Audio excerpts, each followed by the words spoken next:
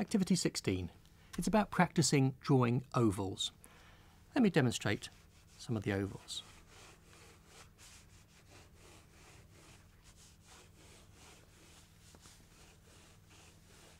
One thing that drawing ovals requires is a movement of not just your fingers, but your wrist as well. And for some of the larger ovals, perhaps even your elbow and your whole shoulder.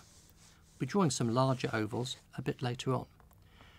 Let's look at some characteristics of these ovals. They have a major axis which runs through the middle there. They have another axis, a minor axis, which runs about there. So what we're trying to get is an oval in our sketches which is symmetrical about both of these axes. That is, symmetrical about the vertical axis and the horizontal axis. If we can achieve that, then you're ready to draw or use them in all sorts of sketches. One of the good ways of testing whether your ovals are coming out accurately is to turn your paper upside down. Often the bulges show up more obviously when you look at it upside down than the right way up.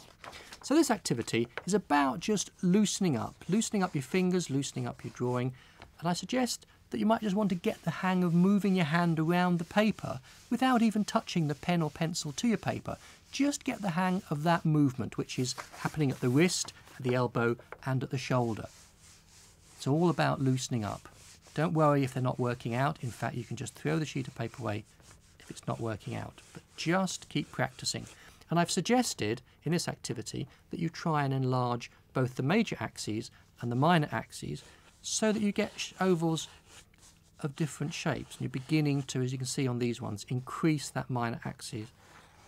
And of course, if you increased it to be the same length as the major axis, you'd end up with a complete circle. But for now, we're just looking at small and large ellipses. Just sketch them in comfortably, and I'll change pen. Just get the hang of that movement.